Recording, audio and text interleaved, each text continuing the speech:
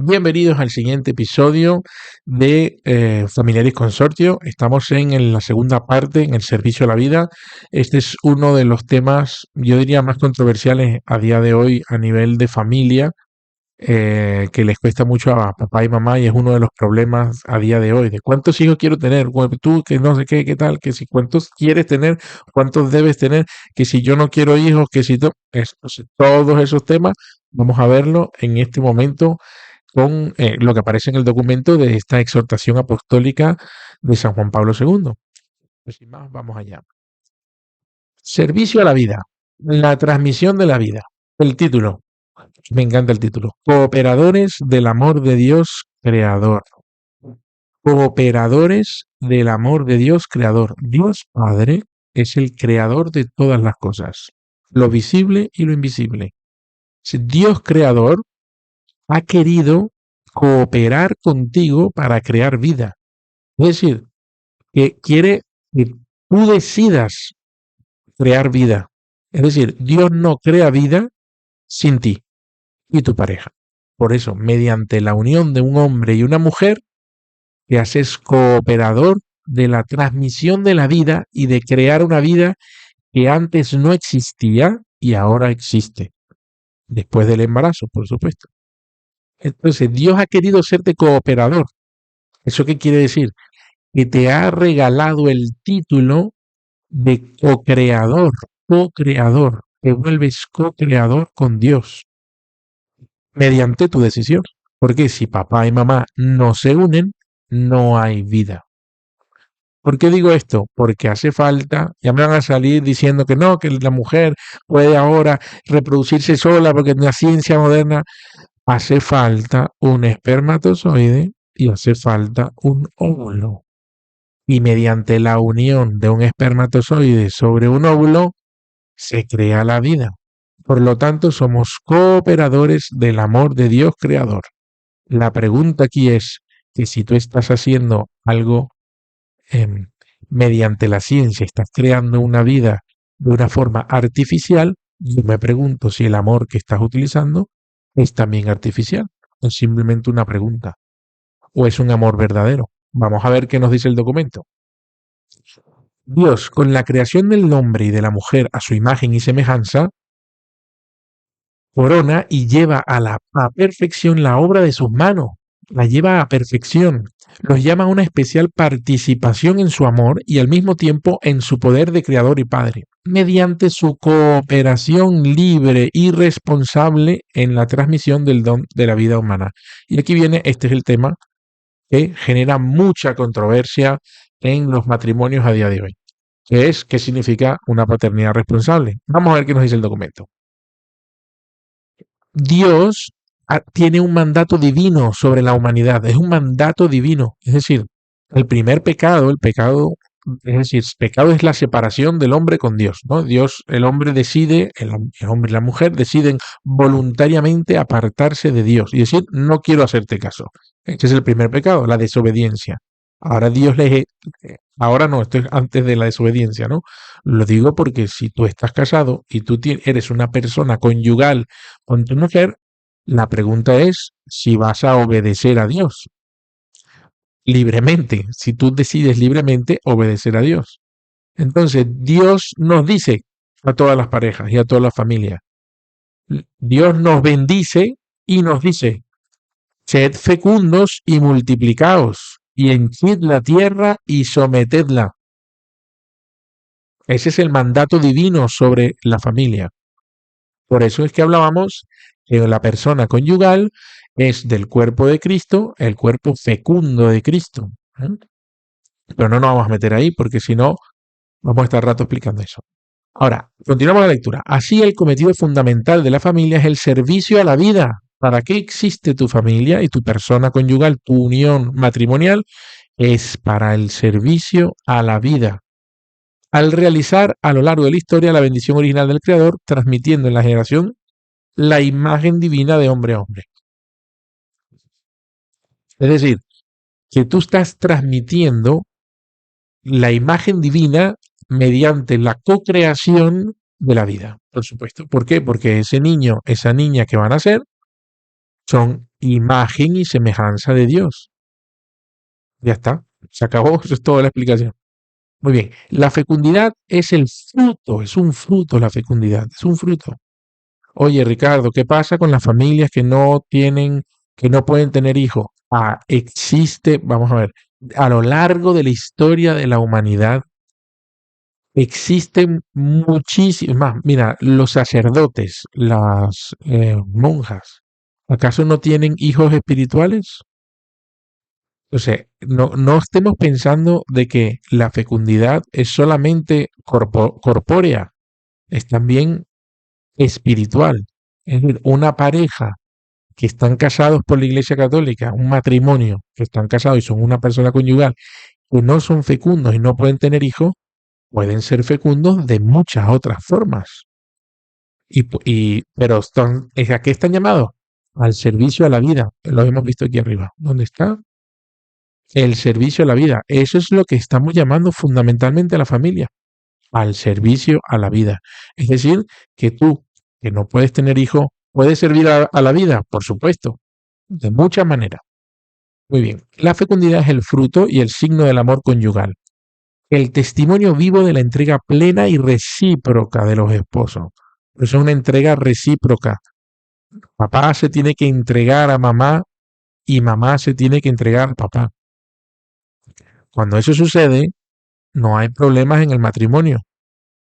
¿Cuándo empiezan los problemas en el matrimonio? Cuando no hay una entrega plena y recíproca de los esposos. Ojo, que puede ser que tengan una unión física entre ambos y no estarse entregando, porque uno está pensando en una cosa y otro piensa en otra, porque uno está con su imaginación en una cosa y el otro en otra, y no se están entregando plena y recíprocamente. Por lo tanto, esto hay que subrayarlo. Muy bien, el cultivo auténtico del amor conyugal y toda la estructura de la vida familiar que de él deriva, sin dejar de lado a los demás fines del matrimonio, tienden a capacitar a los esposos para cooperar con fortaleza de espíritu con el amor del Creador y del Salvador, quien por medio de ellos aumenta y enriquece diariamente su propia familia. Oh, perfecto. La fecundidad del amor conyugal no se reduce, sin embargo, a la sola procreación de los hijos. Ahí está, mira, acabamos de hablar. La fecundidad del amor conyugal no se reduce, sin embargo, a la sola procreación, aunque sea entendida en su dimensión específicamente humana. Se amplía y se enriquece con todos los frutos de vida moral, espiritual y sobrenatural que el padre y la madre están llamados a dar a los hijos y por medio de ellos a la iglesia y al mundo, al servicio de la iglesia. La fecundidad del amor conyugal es a los hijos y al servicio de la iglesia y del mundo y al mundo. Muy bien. La doctrina y la norma siempre antigua y siempre nueva de la iglesia, porque es una doctrina, es una enseñanza que no viene de nadie, sino de Cristo mismo. Esta doctrina, la doctrina de la iglesia, es siempre antigua y siempre nueva. ¿Por qué? Porque cada vez que hay vida es tan antigua como nueva. Muy bien. Precisamente porque el amor de los esposos es una participación singular en el ministerio de la vida y del amor de Dios mismo, la Iglesia sabe que ha recibido la misión especial de custodiar, la Iglesia ha recibido la misión especial de custodiar y proteger la altísima dignidad del matrimonio. La altísima dignidad del matrimonio, es decir, el valor altísimo del matrimonio y la gravísima responsabilidad de la transmisión de la vida humana. Es una responsabilidad la transmisión de la vida.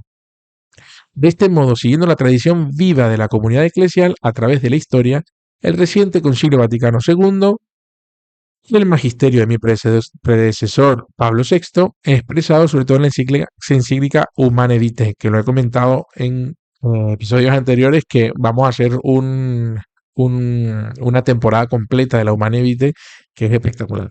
Han transmitido a nuestro tiempo un anuncio verdaderamente profético, efectivamente profético, que reafirma y propone de nuevo con claridad la doctrina y la norma siempre antigua y siempre nueva de la Iglesia sobre el matrimonio y sobre la transmisión de la vida humana. Voy a repetir. Aquí arriba dice, sed fecundos y multiplicaos. Por lo tanto, toda unión de dos personas que no sea fecunda y pueda multiplicarse, no suena a que sea doctrina y enseñanza de Dios. Suena a una doctrina y una enseñanza tuya personal, que tú tendrás que pararte frente a Dios, que es el inevitable, y nosotros, todos los que muramos, es decir, toda la vida, los seres humanos, cuando muramos nos encontremos frente a Dios, tendremos que decirle y darle respuesta sobre esta pregunta. ¿Has sido fecundo y te has multiplicado? ¿O has sido egoísta y has hecho lo que tú has querido? Muy bien. Por esto, los padres sinodales en su última asamblea declararon textualmente: este sagrado sínodo, reunido en la unidad de la fe con el sucesor de Pedro, mantiene firmemente lo que ha sido propuesto en el Concilio Vaticano II, en Gaudium Spes, en 50. Y después de la encíclica Humanae Vitae, y en concreto que el amor conyugal debe ser plenamente humano, exclusivo y abierto a una nueva vida. Tienes que estar abierto a la vida, abierto a la vida. La iglesia en favor de la vida. La doctrina de la iglesia, esto yo debería hacer un episodio completo de lo que es la doctrina de la iglesia. La doctrina de la iglesia no es una doctrina, la doctrina significa enseñanza, ¿vale? La enseñanza de la iglesia no la decidió la iglesia, la decidió Jesucristo. Jesucristo en 3 años de su vida pública le enseñó a los apóstoles su doctrina, la suya, la de Cristo. Y encima nos dice, en Juan 7:16 me parece, dice que su doctrina además no es suya, sino que viene del Padre. O sea que esta es la doctrina de Dios creador. Es decir, es su enseñanza. Y luego Juan nos dice más adelante en la Biblia, quien no tiene a la doctrina, no tiene a Dios. Por lo tanto, el que no sigue esta enseñanza, no tiene a Dios, no es cristiano. Ojo con esto, no es que tú vas a hacer lo que te da la gana, vas a seguir la doctrina de la iglesia, punto, porque es la doctrina del Padre, la doctrina de Dios creador. Y si tú crees en Dios Padre, Hijo y Espíritu Santo, crearás en su enseñanza, digo yo.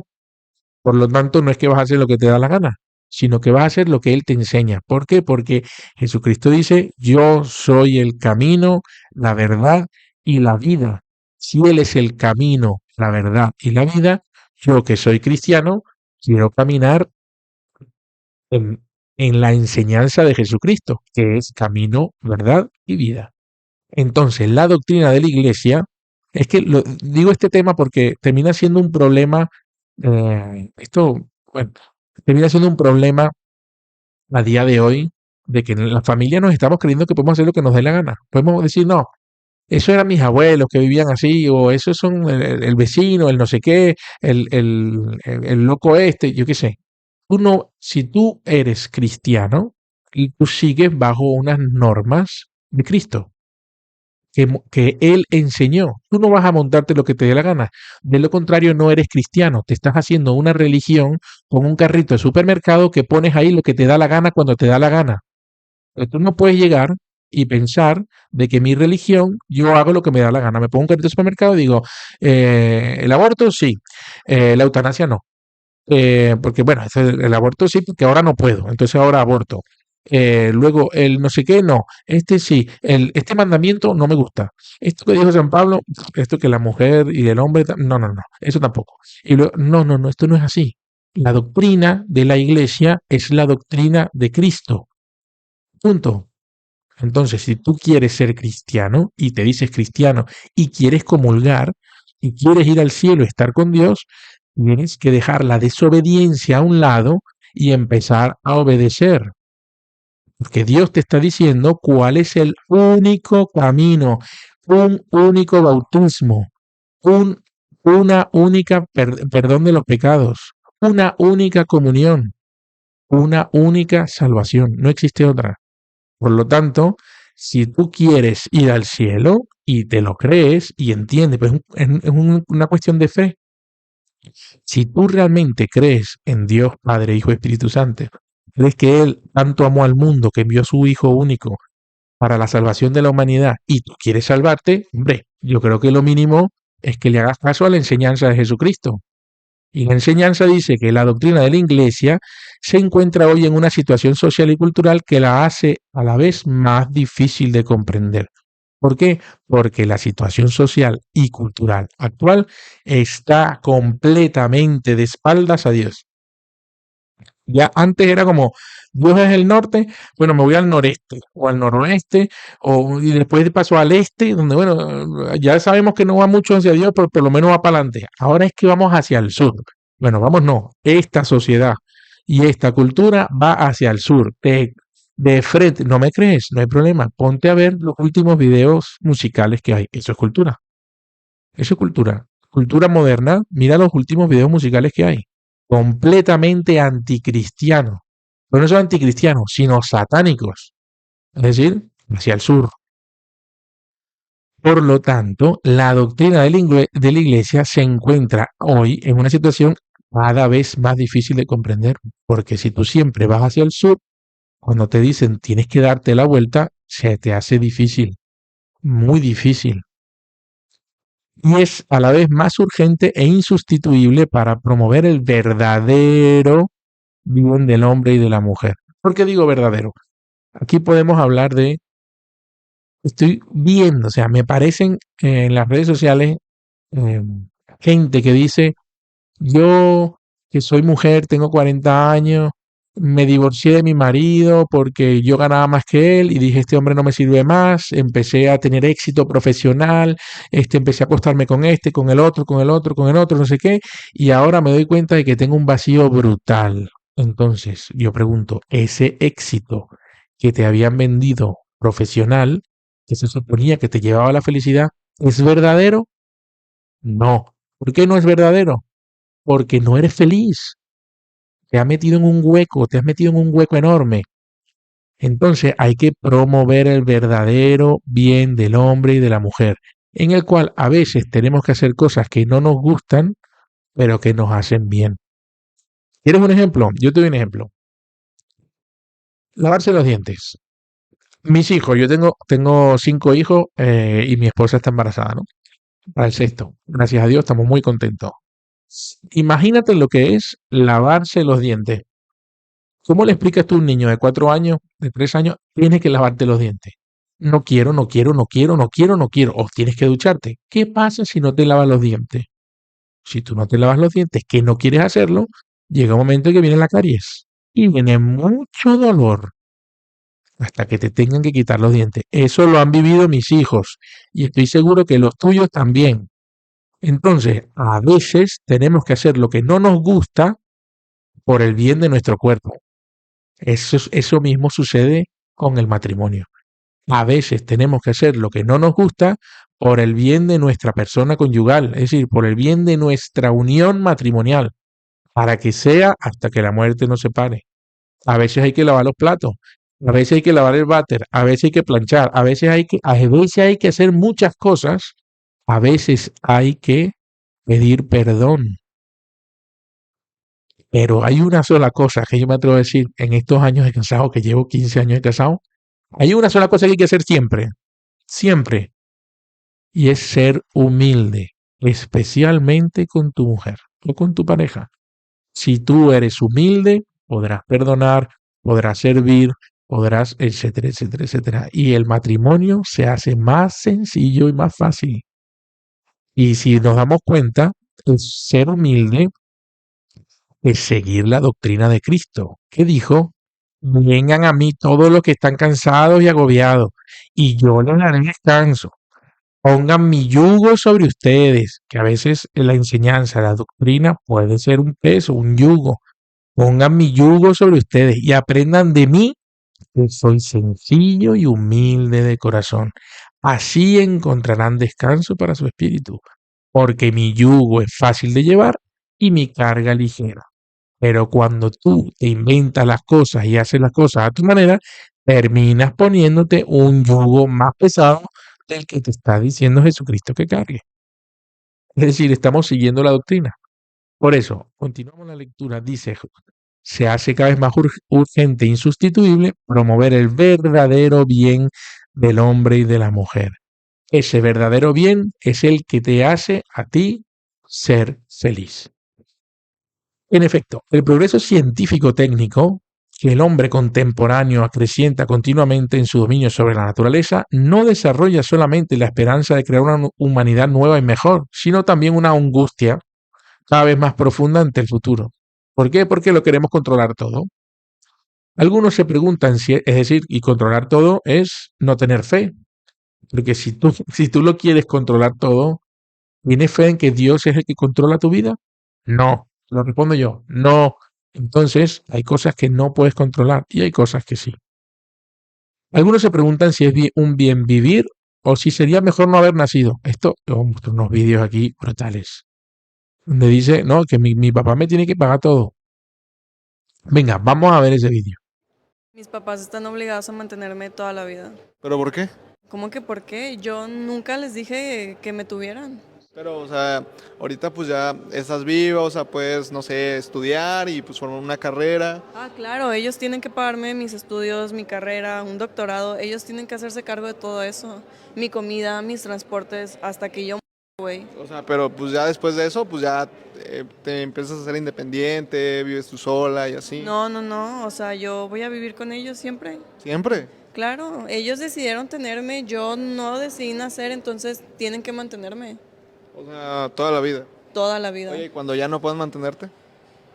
Porque ya no podrían. Pues no sé, o sea, de que ya estén, o sea, muy viejitos o no sé, que pase cualquier cosa, Pues te tendrías eso- que hacer. Eso no importa, ellos tienen que seguir sacando dinero de algún lugar.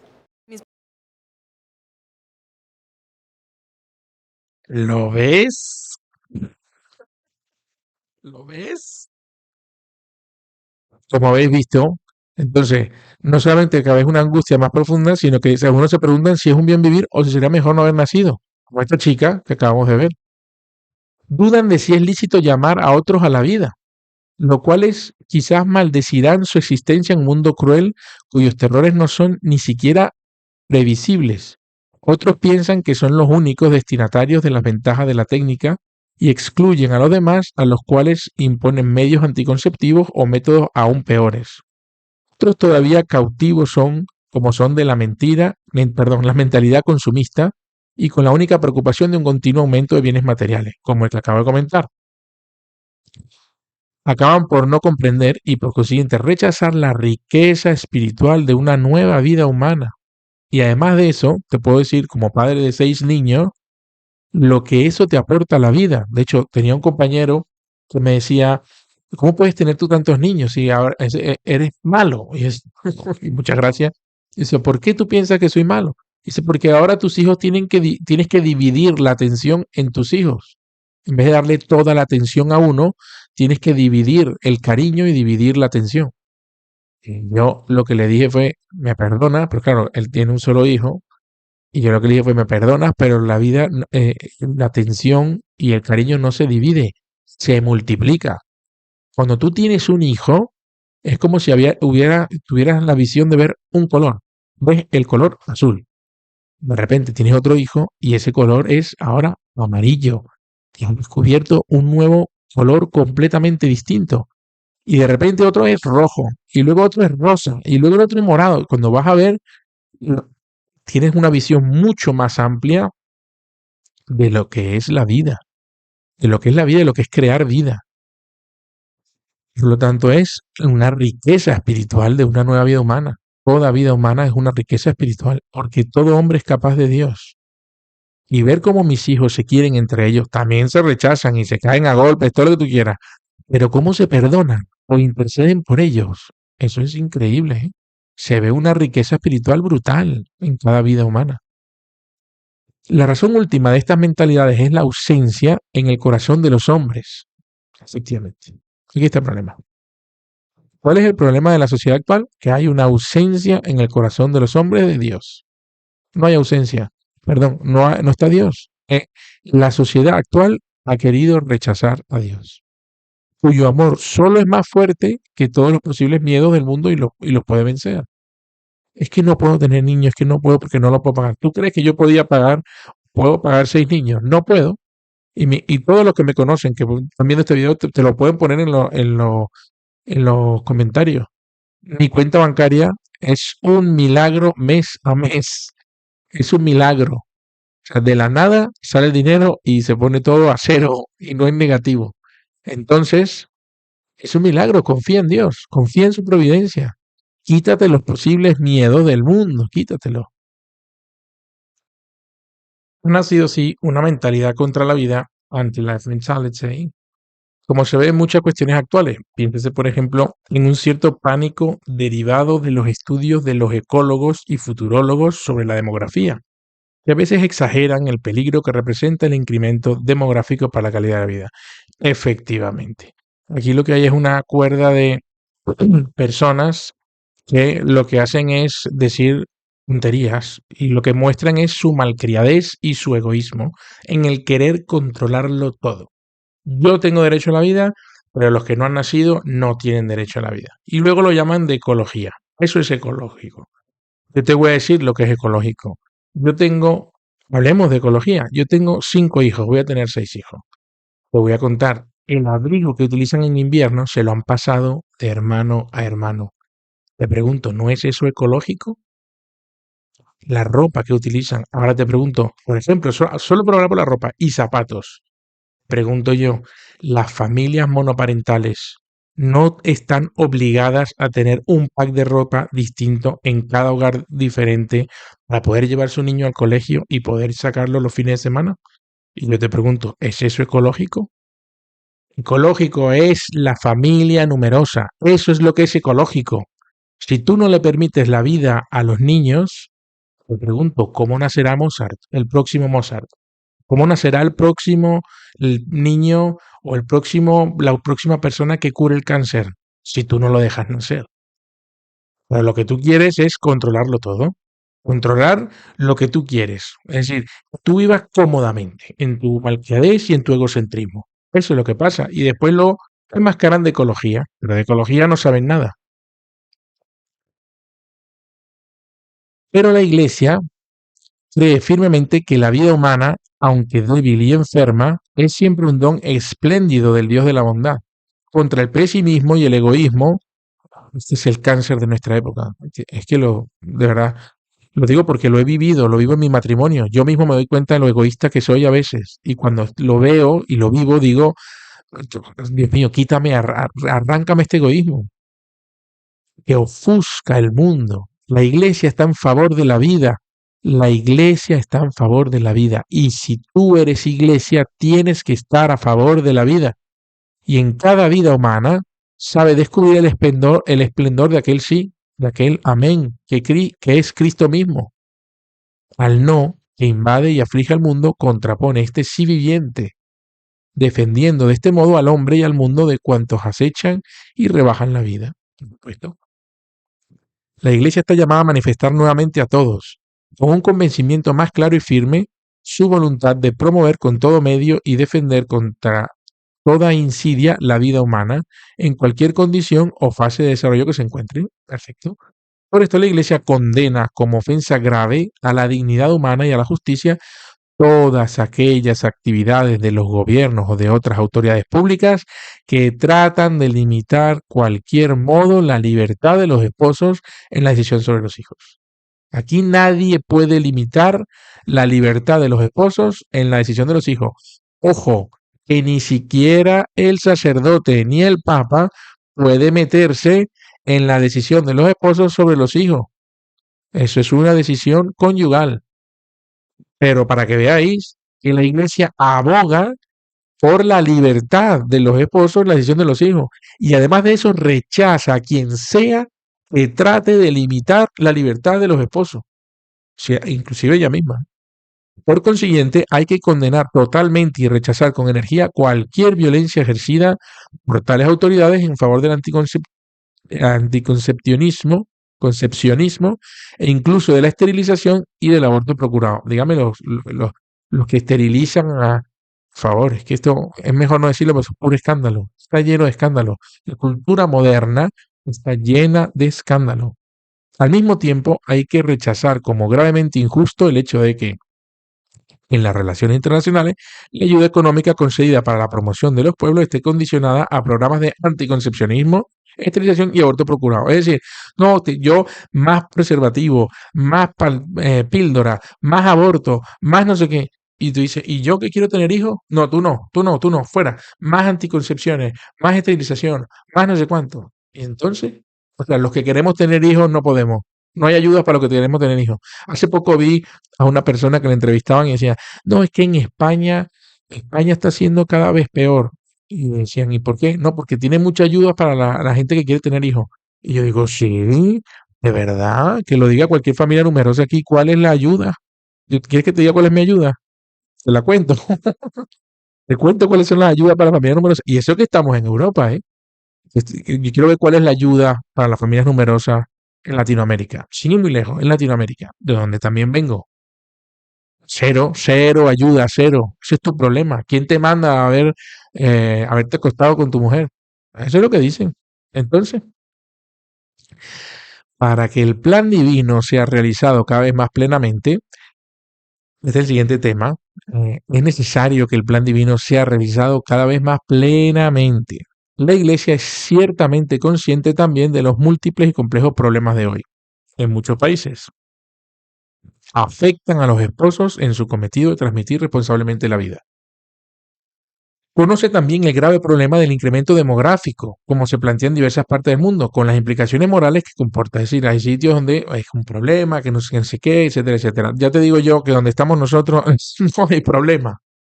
Es que lo que pasa es que la iglesia tiene que hacer algo para todo el mundo, ¿no? Y para los católicos de todo el mundo, para los de Japón, China, no sé qué, ¿no? Que también hay católicos allí. Ella cree, sin embargo, que una consideración profunda de todos los aspectos de tales problemas ofrece una nueva y más fuerte confirmación de la importancia de la doctrina auténtica acerca de la regulación de la natalidad, propuesta en el nuevo Concilio Vaticano II y en la encíclica Humanae Vitae. Esa la podemos buscar sin ningún problema, pero ya os digo yo que es el método Billings. Por esto, junto con los padres del sínodo, siento el deber de dirigir una anunciante invitación a los teólogos a fin de que, uniendo sus fuerzas para colaborar con el magisterio jerárquico, se comprometan a iluminar cada vez mejor los fundamentos bíblicos para esto hacen falta, las motivaciones éticas y las razones personalistas de esta doctrina. Así será posible, en el contexto de una exposición orgánica, hacer que la doctrina de la Iglesia en este importante capítulo sea verdaderamente accesible a todos los hombres de buena voluntad, facilitando su comprensión cada vez más luminosa y profunda. De este modo, el plan divino podrá ser realizado cada vez más plenamente para la salvación del hombre y gloria al Creador. En este respecto, el empeño concorde de los teólogos, inspirado por la adhesión convencida al magisterio, que es la única guía auténtica del pueblo de Dios, presenta una urgencia especial también a causa de la relación íntima que existe entre la doctrina católica sobre este punto y la visión del hombre que propone la Iglesia. Dudas o errores en el ámbito matrimonial o familiar llevan a una ofuscación grave de la integridad, la verdad integral sobre el hombre. Esto es lo que está sucediendo. En una situación cultural que muy a menudo es confusa y contradictoria. Ya me diréis vosotros si lo que estamos viendo no es una confusión brutal y además contradictoria por todos lados, por donde lo veas.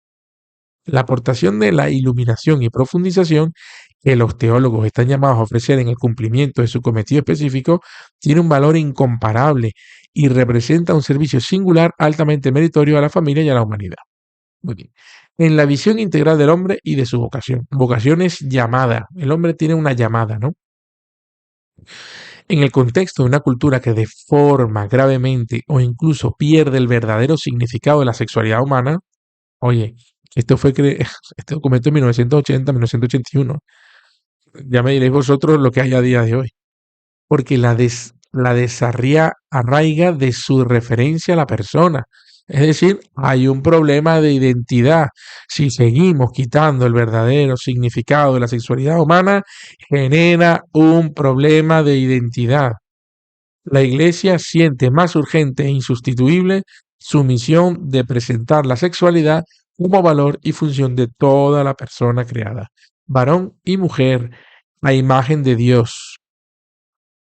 En esta perspectiva, el Concilio Vaticano II afirmó claramente que cuando se trata de conjugar el amor conyugal con la responsable transmisión de la vida, la índole moral de la conducta no depende solamente de la sincera intención y apreciación de los motivos, sino que debe determinarse con criterios objetivos tomados de la naturaleza de la persona y de sus actos.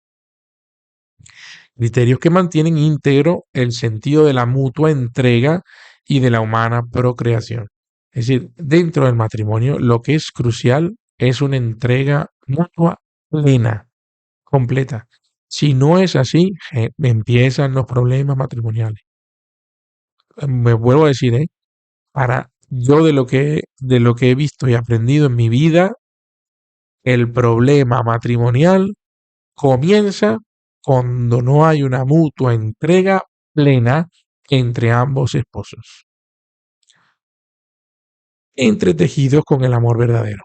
Esto es imposible sin cultivar sinceramente la virtud de la castidad conyugal, por supuesto. No hablemos de la castidad conyugal. Es precisamente partiendo de la visión integral del hombre y de su vocación, no solo natural y terrena, sino también sobrenatural y eterna. Por lo que Pablo VI afirmó que la doctrina de la Iglesia está fundada sobre la inseparable conexión que Dios ha querido y que el hombre no puede romper por propia iniciativa. ¿Por qué? Porque Dios es eterno y Él lo ha querido. Por lo tanto, el hombre no puede romperlo. Porque si Dios lo quiere, si Dios ata algo, ¿cómo lo vas a romper tú? Entre los dos significados del acto conyugal, el significado unitivo y el significado procreador. ¿Ves? Esto no lo puedes romper. No hay forma de romperla. Porque si Dios lo ha unido, tú no lo puedes separar. Y si Dios quiere crear, tú no vas a poder pararlo tampoco. Y concluyó recalcando que hay que excluir como intrínsecamente deshonesta toda acción o en previsión del acto conyugal o en su realización o en el desarrollo de sus consecuencias naturales se proponga como fin o medio hacer imposible la procreación. Es decir, toda acción, todo lo que sea en el acto conyugal que haga imposible la creación es deshonesto. Saca tú tus propias conclusiones. ¿De qué está hablando? Yo no lo voy a decir. ¿De qué está hablando? Piénsalo. Voy a repetirlo. Toda acción o en previsión del acto conyugal o en la realización del acto conyugal, de la unión entre papá y mamá, o en el desarrollo de sus consecuencias naturales, es decir, lo que viene después, lo que sea que se proponga como fin o como medio a hacer imposible la procreación es intrínsecamente deshonesto. Y cuando eso sucede es porque viene influenciado por una fuerza externa al matrimonio. Porque papá ama a mamá con locura y mamá ama a papá con locura. Por lo tanto, papá y mamá quieren entregarse y viene una fuerza externa que te dice, no tenga más hijos, no tenga más hijos, ¿hasta cuándo? Ponte el sombrero, etcétera, etcétera, etcétera. Y eso es intrínsecamente deshonesto. No lo digo yo, lo dice el documento. Cuando los esposos, mediante el recurso del anticoncepcionismo, preparan estos dos significados que Dios creador ha inscrito en el ser del hombre, ¿cuáles son? El de la unión, lo habíamos visto aquí arriba, el significado unitivo y el significado procreador. Esto no lo puedes separar, está unido por Dios mismo.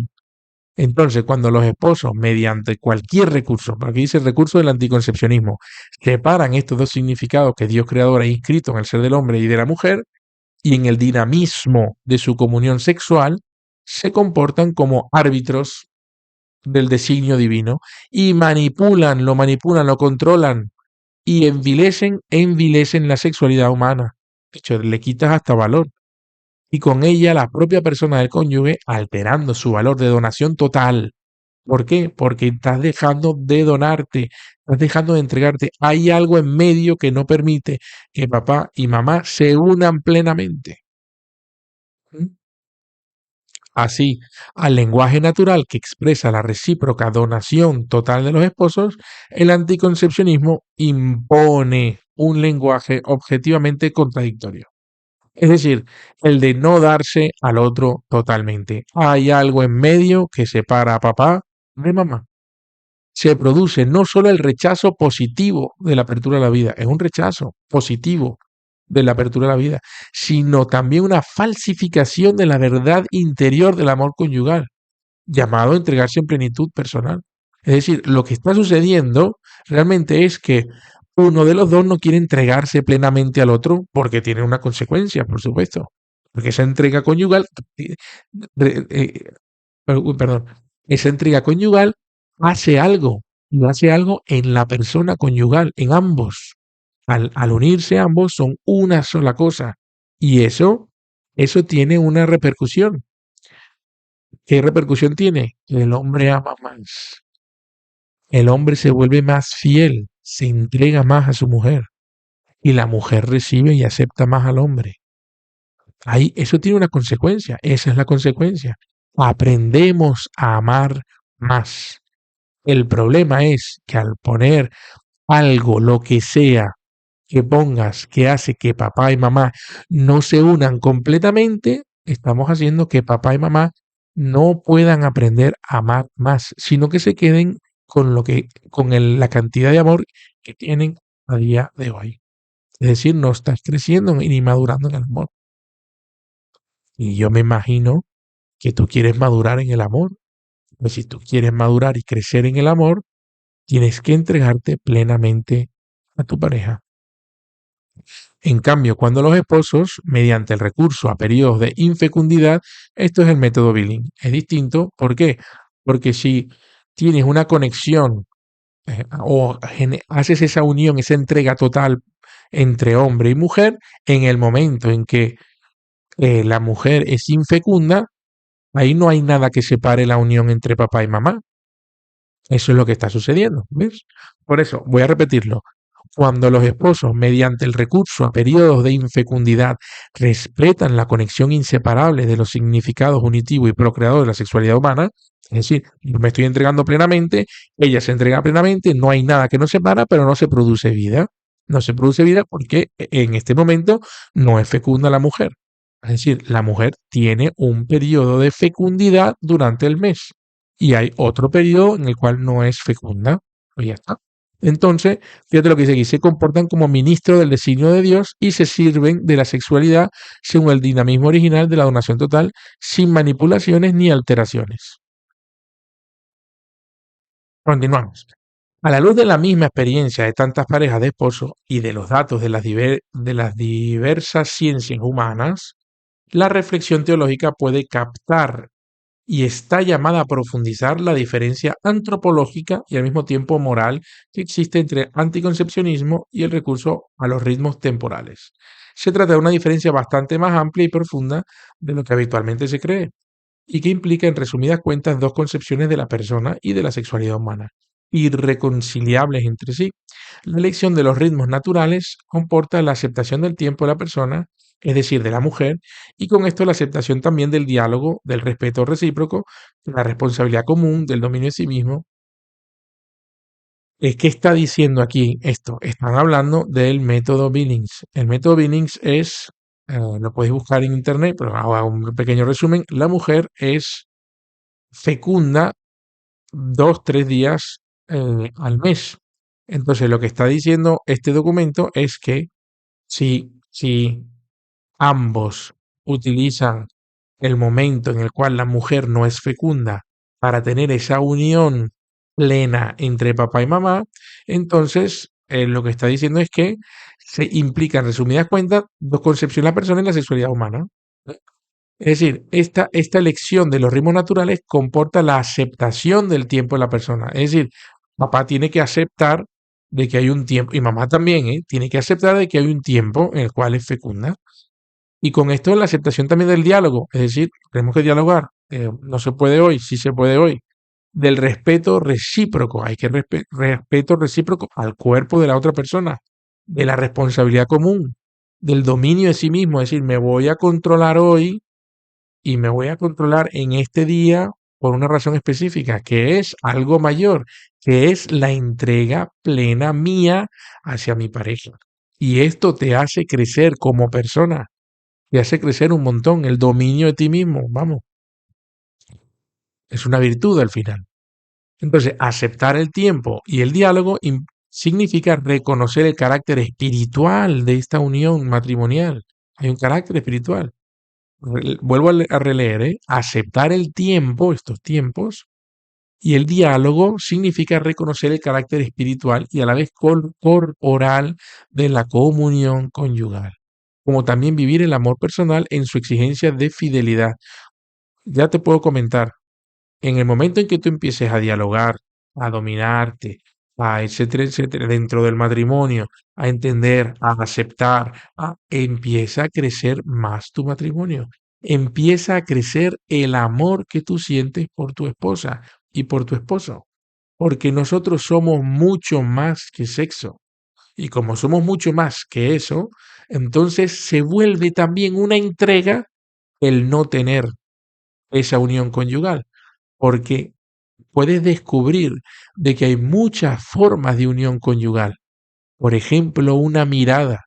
Han habido veces en que yo he estado con los niños, con la comida, con no sé qué y tal, y mi esposa con los platos, no sé qué, y de repente nos miramos en 2 segundos y esa mirada de 2 segundos se vuelve una entrega tan plena donde yo veo y me doy cuenta del esfuerzo que ella está haciendo y ella me ve a mí y se da cuenta de lo que yo estoy haciendo y se vuelve una entrega recíproca que de hecho lo he hablado con sacerdotes sobre esto, y es que la unión conyugal llega a tanto esa unión entre ambos, hasta una mirada es una entrega, no es solamente corporal.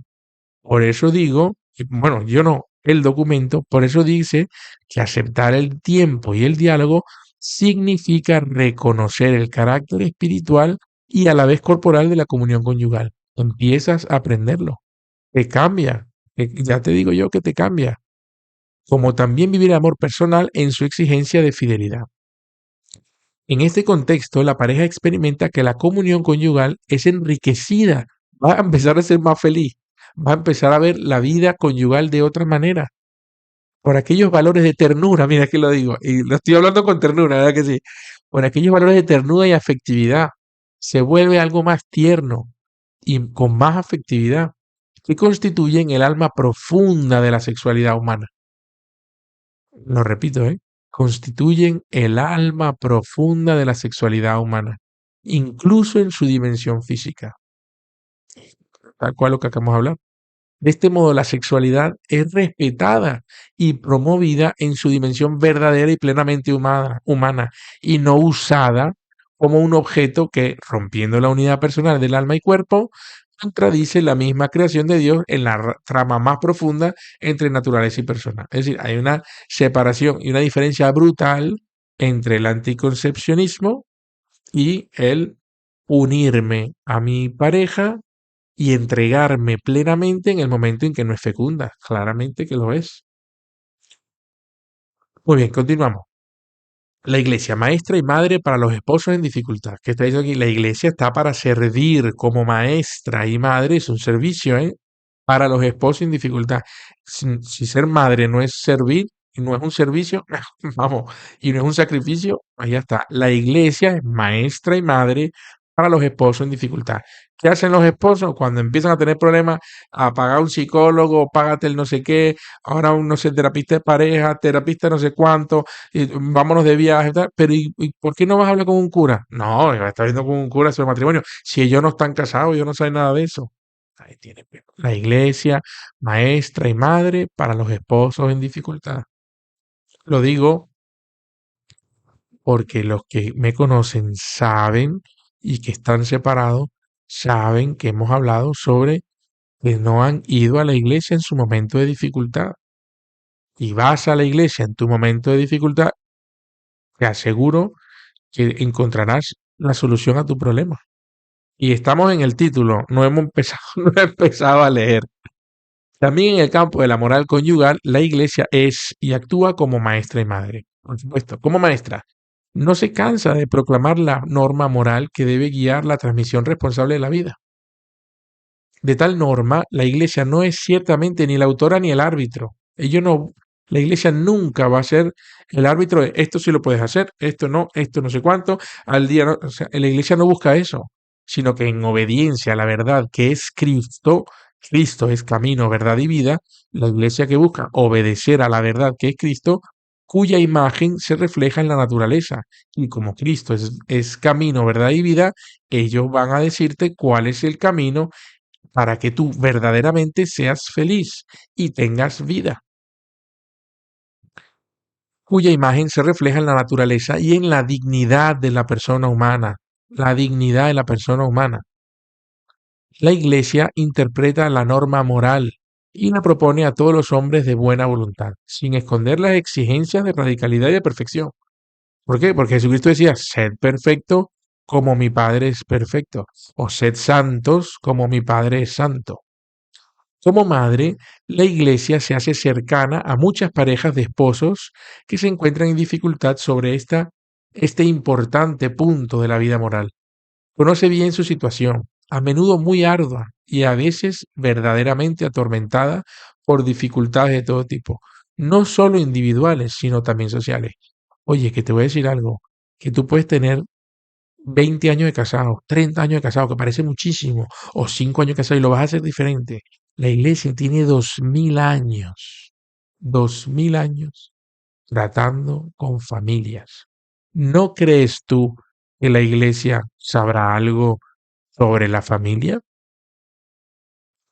¿Sabe la iglesia que muchos esposos encuentran dificultades no solo para la realización concreta, sino también para la misma comprensión de los valores inherentes a la norma moral? Lo sabe la iglesia. Pero la misma y única iglesia es a la vez maestra y madre. Por esto la iglesia no cesa nunca de invitar y animar a fin de que las eventuales dificultades conyugales se resuelvan sin falsificar ni comprometer jamás la verdad. Eso es lo que busca. Te va a decir, mira, esta es la verdad. ¿Te gusta o no te gusta? Este es el caramelo que te vas a comer. Esto te va a resolver tu problema matrimonial, pero esta es la verdad. En efecto, está convencida de que no puede haber verdadera contradicción entre la ley divina de la transmisión de la vida y la de favorecer un auténtico amor conyugal. Por esto, la pedagogía concreta de la Iglesia debe estar siempre unida y nunca separada de su doctrina, de la enseñanza de Cristo. Repito, por tanto, con la misma persuasión de mi predecesor, Pablo VI, no menoscabar en nada la saludable doctrina de Cristo es una forma de caridad eminente hacia las almas. Repito, no menoscabar en nada la saludable doctrina de Cristo es una forma de caridad eminente hacia las almas. El problema es que no quieren la doctrina de Cristo, sino que quieren hacer lo que les da la gana, cuando les da la gana, porque nos han enseñado que el egoísmo es lo máximo.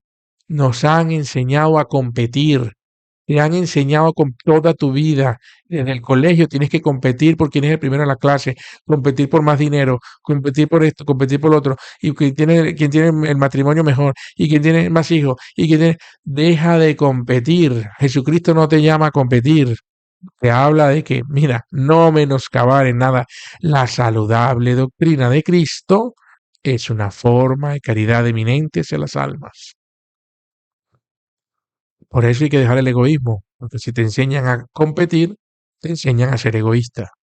Y la doctrina de Cristo no es egoísta. De hecho, Jesucristo se entregó a una muerte y muerte de cruz por tu salvación. Eso no suena a egoísmo.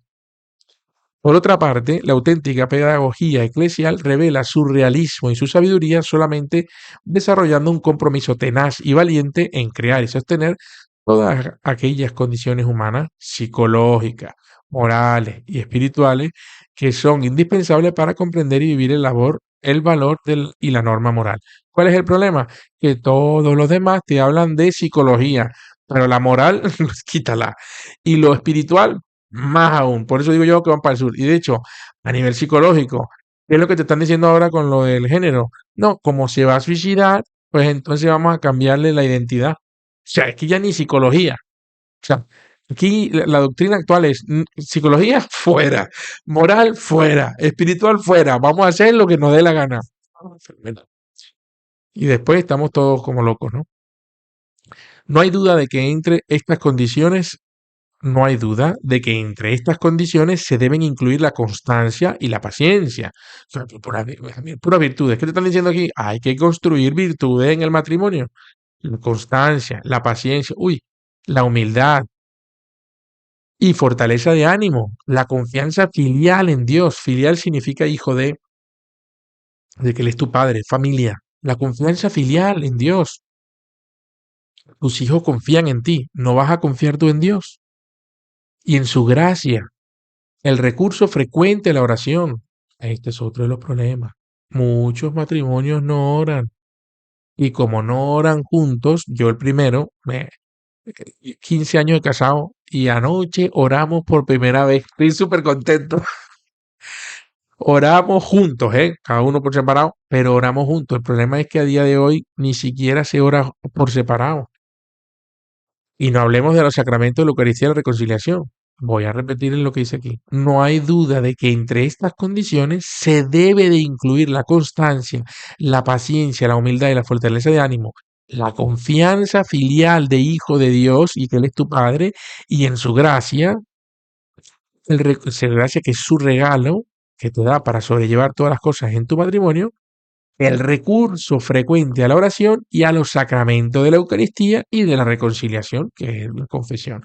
¿Cuándo fue la última vez que te confesaste? Eso lo pregunto yo mucho en la catequesis. Y muchos, por no decir todos, dicen, wow, no lo recuerdo. ¿Y la Eucaristía? Porque no puedes comulgar sin confesarte. ¿Cuándo fue la última vez que fuiste a comulgar? Confortados así, los esposos cristianos podrán mantener viva la conciencia de la influencia singular que la gracia del sacramento del matrimonio ejerce sobre todas las realidades de la vida conyugal y por consiguiente también sobre su sexualidad. El don del espíritu acogido y correspondido por los esposos les ayuda a vivir la sexualidad humana según el plan de Dios, no según tu plan, según el plan de Dios. ¿Y su plan cuál es? Que tú vayas al cielo. Si tú no sigues el plan de Dios, le estás diciendo a Dios, no quiero ir al cielo, no quiero estar contigo. Por eso los católicos buscamos transformarnos según el plan de Dios y transformar al mundo según el plan de Dios y como signo del amor unitivo y fecundo de Cristo por su iglesia. ¿Mm? Pero entre las condiciones necesarias está también el conocimiento de la corporeidad del cuerpo. Entre las condiciones necesarias está el conocimiento del cuerpo y de su ritmo de fertilidad.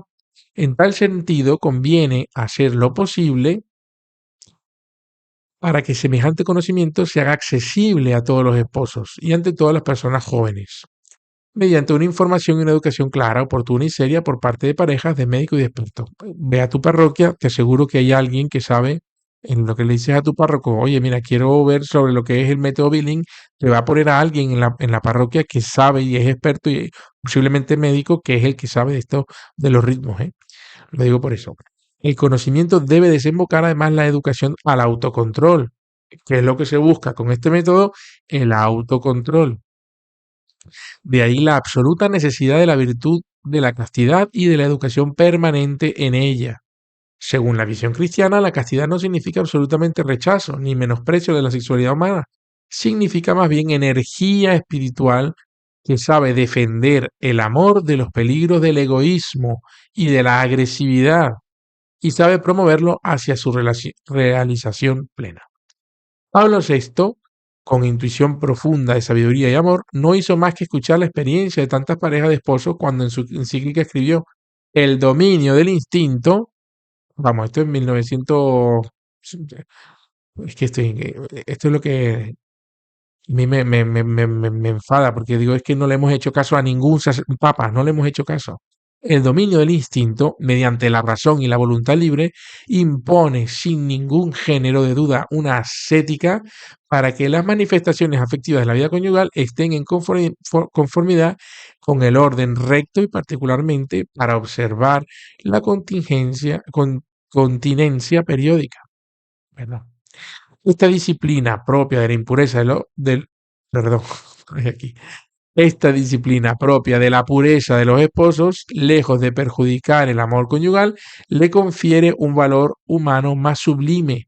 Exige un esfuerzo continuo, pero en virtud de su influjo beneficioso, los cónyuges desarrollan integralmente su personalidad, enriqueciéndose de valores espirituales, aportando a la vida familiar frutos de serenidad y de paz, y facilitando la solución de otros problemas, favoreciendo la atención hacia el otro cónyuge, es decir, prestarle atención y entregarte a él y servirlo, ayudando a superar el egoísmo, enemigo del verdadero amor.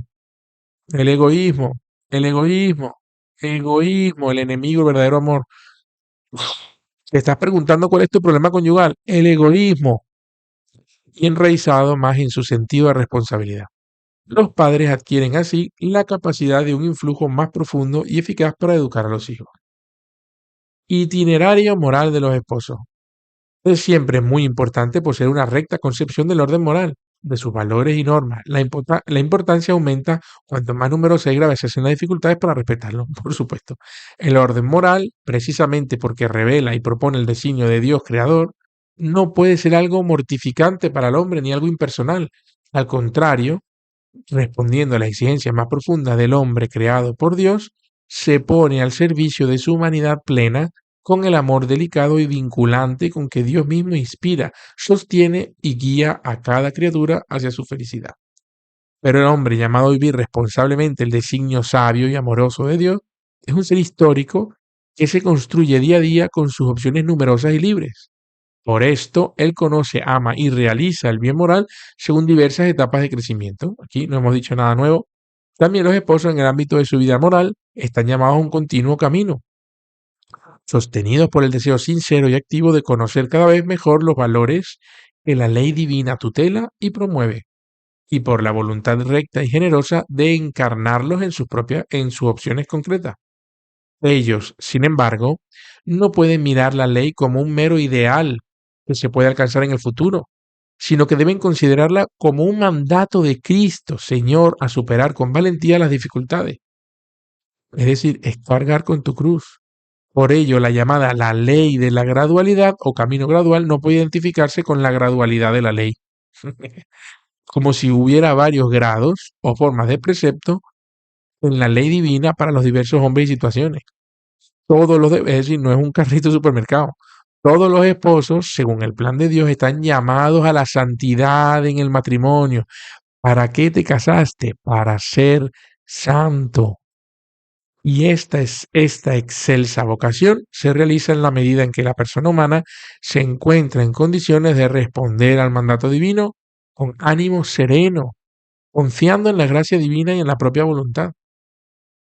En la misma línea, es propio de la pedagogía de la Iglesia que los esposos reconozcan ante todo claramente la doctrina de la humana vitae como normativa para el ejercicio de su sexualidad y se comprometan sinceramente a poner las condiciones necesarias para observar tal norma.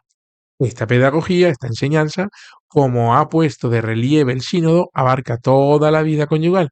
Por esto, la función de transmitir la vida debe estar integrada en la misión global de toda vida cristiana, la cual no puede llegar a la resurrección. En este contexto, se comprende cómo no se puede quitar de la vida familiar el sacrificio, más se debe aceptar de corazón a fin de que el amor conyugal sea algo más profundo y sea fuente de gozo íntimo. Este camino exige reflexión, información, educación idónea de los sacerdotes, religiosos y laicos que están dedicados a la pastoral. Por eso estamos haciendo estos vídeos. Todos ellos a los esposos en su itinerario humano y espiritual, que comporta la conciencia del pecado, el compromiso sincero a observar la ley moral y el ministerio de la reconciliación. Conviene también tener presente que en la intimidad conyugal están implicadas las voluntades de dos personas.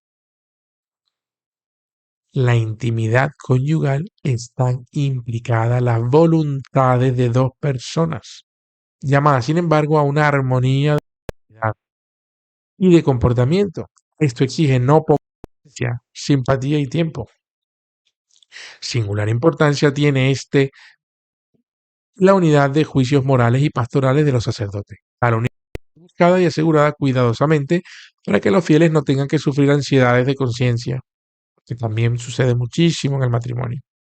El camino de los esposos será pues más fácil si, con estima de la doctrina de la Iglesia y con confianza en la gracia de Cristo, ayudados y acompañados por los pastores de almas y por la comunidad eclesial entera, saben descubrir y experimentar el valor de liberación y promoción del amor auténtico que el Evangelio ofrece y el mandamiento del Señor propone. Suscitar convicciones y ofrecer ayudas concretas.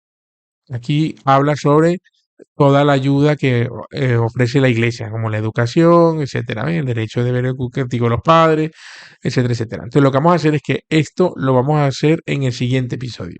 Yo me voy a parar aquí en suscitar convicciones y ofrecer ayudas concretas y os doy la gracia por seguir este canal y seguir viendo y aprendiendo sobre lo que nos está diciendo la Santa Madre Iglesia Católica sobre cómo llevar el matrimonio y las ayudas concretas que nos pueden hacer para llevar el matrimonio en paz y caminar en la doctrina de Cristo, que juntos vayamos al cielo. Eso es justo lo que estamos intentando hacer con este canal. Pues nada, os dejo con el siguiente episodio y os doy unas gracias por seguir viendo y seguir apoyando este canal. Un abrazo para todos.